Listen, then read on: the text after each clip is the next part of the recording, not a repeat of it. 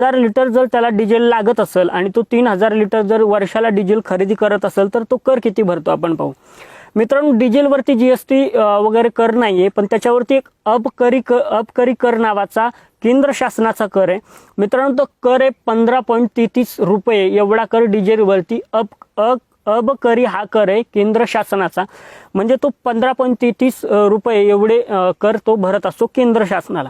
त्यानंतर डिझेलवर राज्य शासनाचा व्हॅट भरावा लागतो 25.38 रुपये। मित्रांनो, 25.38 रुपये तोही तो भरत असतो। आता डिझेल खरेदी करायचं म्हणलं भरावंच लागेल। म्हणजेच काय तर सरळ एका वर्षाला केंद्र शासनाला जर त्यानं 3000 लिटर जर डिझेल खरेदी केलं तर केंद्र शासनाला त्याचे 45,900 रुपये जातात कराचे।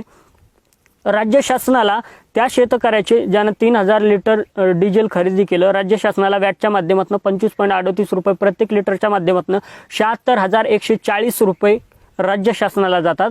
या दोनही करांची बेरीज केली तर 1,22,130 रुपये एवढा कर शेतकरी फक्त 3000 रुपये डिझेल जर खरेदी केलं तर तो पे करत असतो, तो भरत असतो। मित्रांनो, याच्याही पलीकडे जाऊन आता हे शेतीवर या छोट्या छोट्या गोष्टी आपण बोलत आलोय। मोठं टायर जर शेती आपल्या ट्रॅक्टरचा विचार केला तर मोठं टायर खरेदी करत असताना मोठ्या टायरवरती अगोदर 28% जीएसटी होता, आता तो जीएसटी 18%वरती आलाय, कारण की लक्झरी आयटम मध्ये तो गिणलं जातं। पुढचं जे काय टायर आहे, छोटं टायर त्याला आपण म्हणतो, तर त्याच्यावरती 28% जीएसटी शेतकऱ्याला भरावा लागतो। असा प्रत्येक गोष्टीत कुठे ना कुठे शेतकरी जीएसटी भरत असतो आणि त्याला ते पे करावा लागतो। पुन्हा तो जीएसटी भरलेला कर शेतकऱ्याला परत यायला मार्ग नाही, तो कोणत्याच मार्गाने परत येऊ शकत नाही। जर फक्त शेतकऱ्यानं एक ट्रॅक्टर खरेदी केलं तर तो 84,000 रुपये भरत असतो, 12% जीएसटी भरत असतो। जो कर भरायला 50,000 रुपये पेमेंट वाल्याला 16 वर्ष लागतील, तो कर एकाच वर्षात शेतकरी भरत असतो। 3000 लिटर जर वर्षाला डिझेल खरेदी केलं तर ते 1,22,000 रुपये कर शेतकरी भरत असतो। तो भरायला म्हणजे 1,00,000 रुपये ज्याला पेमेंट आहे तो जेवढा कर भरतो त्याच्यापेक्षा दुप्पट कर शेतकरी वर्षाला भरतो, हे फक्त 3000 रुपये लिटर डिझेल खरेदी केलं तर।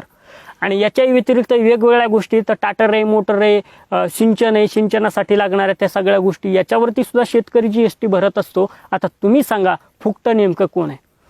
मित्रांनो, याच्यासाठी जबरदस्त आणि जोरदार एक कमेंट झाली पाहिजे। व्हिडिओ लाईक नाही केला तरी चालेल, पण त्या फुकट्यापर्यंत हा व्हिडिओ पोहोचला पाहिजे जे शेतकऱ्याला फुकट म्हणतात। भेटत राहूया अशाच व्हिडिओ, तोपर्यंत जय जवान जय किसान। आपला राजा हो स्वाभिमानी, राजा हो स्वाभिमानी।